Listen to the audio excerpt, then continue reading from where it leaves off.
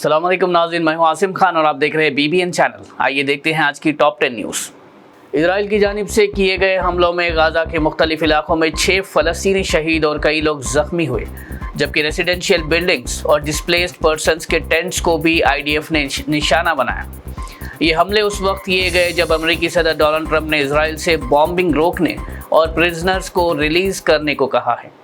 Trump ने truth social पर लिखा कि अब हमास को जल्दी एक्शन लेना होगा, वरना सारी कोशिशें बर्बाद हो सकती है और मैं ताख़ीर बर्दाश्त नहीं करूंगा। अमेरिकन डिफेंस सेक्रेटरी पीट हेग्सेथ ने फ़ौज में ग्रूमिंग के लिए नए रूल्स अनाउंस किए हैं, जिसमें दाढ़ी और लंबे बाल रखने पर पाबंदी है। उनके रूल्स के मुताबिक फ़ौजियों को शॉर्ट हेयर और क्लीन शेव रखना होगा और रिलीजियस एक्सेप्शंस आमतौर पर अप्रूव नहीं होंगे। इसे सिख कम्युनिटी ने रिलीजियस फ्रीडम पर अटैक करार दिया और अब सिख, मुस्लिम और ज्यूइश फौजियों को या तो अपने रिलीजियस बिलीफ्स या फिर फौज की सर्विस चुनना होगा। मुसलसल बारिश के बाद दार्जिलिंग में शदीद लैंडस्लाइड्स हुए, जिसमें करीब 20 लोगों की जान गई और कई घर तबाह हो गए और कई रिमोट गांव भी कट गए। इसके अलावा आयरन धुदिया ब्रिज भी गिर गया। IMD ने एरिया में रेड अलर्ट जारी किया है और लोकल अथॉरिटीज़ ने रेस्क्यू और रिलीफ ऑपरेशंस शुरू कर दिए हैं। Chief election commissioner Gyanesh Kumar ने बताया कि स्पेशल इंटेंसिव रिवीजन के जरिए वोटर्स लिस्ट को 22 साल बाद प्यूरिफाइड किया गया।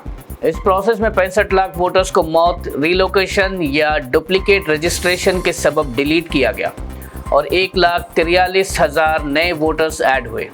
SIR में 90,207 बूथ लेवल ऑफिसर्स ने मदद की और हर कॉन्स्टिट्यूंसी में इलेक्टोरल रजिस्ट्रेशन ऑफिसर की मदद से ये काम मुकम्मल किया गया। CEC ने इस प्रोसेस को ट्रांसपेरेंट और लॉफुल करार दिया, लेकिन ऑपोजिशन पार्टीज ने इस पर पॉलिटिकल बायस का इल्ज़ाम लगाया है। फिलहाल सुप्रीम कोर्ट में इस पर सुनवाई जारी है। तेलंगाना में RTC बस किरायों के इजाफे पर BRS ने सरकार पर सख्त तनकीद की। पार्टी लीडर KTR ने कहा कि रेवंत रेड्डी हुकूमत ने गरीब और मिडिल क्लास पर महंगाई का नया बोझ डाल दिया है। प्लेटफॉर्म X पर KTR ने लिखा, कांग्रेस हुकूमत ने RTC किराए बढ़ाकर हर मुसाफिर पर महीने 500 रुपये का बोझ डाल दिया है। ये गरीबों के खिलाफ जुल्म है, जिस पर RTC का कहना है कि ये पैसा इलेक्ट्रिक बस प्रोजेक्ट के लिए इस्तेमाल होगा, लेकिन BRS ने इस फैसले को नामाफ करार दिया और कहा कि सरकार फ़ौरन ये फैसला वापस ले और गरीब तबकों के लिए ट्रांसपोर्ट को सस्ता और आसान बनाए। कांग्रेस के चंद अहम कारकुन और मुस्लिम रहनुमाओं ने मशहूर क्रिकेटर और कांग्रेस लीडर मोहम्मद अजहरुद्दीन से दरख्वास्त की है कि वो जुबली हिल्स असेंबली सीट के बाईपोल में कॉन्टेस्ट करें। अजहरुद्दीन ने इस सिलसिले में कहा कि उन्हें अपनी पार्टी के मरकज़ी क़ियादत सोनिया गांधी, राहुल गांधी और मल्लिकार्जुन खड़गे पर पूरा भरोसा है। उनका कहना था कि कुछ रुकावटें ज़रूर है, लेकिन कांग्रेस उन्हें MLC सीट तक ज़रूर पहुंचाएगी। फिलहाल अजहरुद्दीन ने अपने सपोर्टर्स को यकीन दिलाया है कि वो कांग्रेस के फैसले का एहतराम करते हुए उसी रास्ते पर चलेंगे जो उनके लिए बेहतरीन साबित होगा। गोशा महल के MLA T राजा सिंह के खिलाफ शालीबंडा पुलिस स्टेशन में केस दर्ज किया गया, जिसमें राजा सिंह पर हज़रत मोहम्मद सल्लल्लाहु अलैहि वसल्लम के खिलाफ मध्य प्रदेश के इंदौर में एक पब्लिक गैदरिंग के दौरान नफरत अंगेज बयान देने का इल्ज़ाम है। हैदराबाद की आवाम की कंप्लेंट पर पुलिस ने BNS और IT एक्ट के सेक्शंस के तहत केस रजिस्टर किया है। फिलहाल पुलिस इस मामले की जांच कर रही है। ये पहली दफ़ा नहीं, अगस्त 2022 में राजा सिंह ने YouTube पर प्रॉफेट मोहम्मद सल्लल्लाहु अलैहि वसल्लम के खिलाफ रिमार्क्स दिए थे।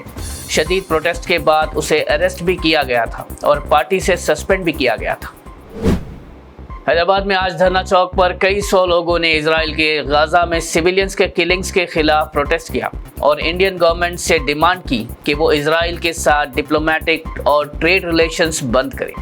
ये प्रोटेस्ट नेशन वाइड एजिटेशन का हिस्सा है, जिसमें एक्टिविस्ट, स्टूडेंट्स और यंग एडल्ट्स ने हिस्सा लिया और फ़लस्तीनियन लोगों के साथ सॉलिडारिटी दिखाई।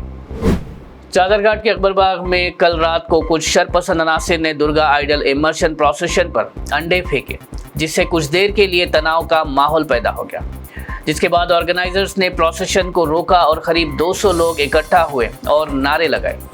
मौके पर senior police officials, rapid action force और कमिश्नर्स टास्क फोर्स साइट पर पहुंची और एरिया को कार्डन ऑफ किया। पुलिस ने पार्टिसिपेंट्स को शांत करके डिस्पर्स कर दिया। साउथ ईस्ट डीसीपी एस चैतन्य कुमार ने बताया कि अब सिचुएशन पूरी तरह से काबू में है और चादरघाट पुलिस स्टेशन में इस मामले में केस रजिस्टर कर लिया गया है। आईएमडी हैदराबाद ने आज शहर और तेलंगाना के कई इलाकों में भारी बारिश और बिजली के साथ तूफान की पेशगोई की है। डिपार्टमेंट ने कई जिलों के लिए येलो अलर्ट जारी करते हुए नासिब और तबाहकुन बारिश का इम्कान जाहिर किया है। आईएमडी के मुताबिक शहर में हल्की से दरमियानी बारिश के साथ तेज हवाएं चलने का इम्कान है, जबकि शाम तक कुछ इलाकों में तेज बारिश की वजह से पानी जमा होने के आसार हैं। आईएमडी ने लोगों से अपील की है कि बारिश के दौरान खुले इलाकों और पानी भरे रास्ते से दूर रहे और ज़रूरी एहतियात इख्तियार करें। नाज़रीन, ये थी आज की टॉप 10 न्यूज़। देखते रहिए BBN चैनल। मुझे दीजिए इजाज़त। अल्लाह हाफिज़।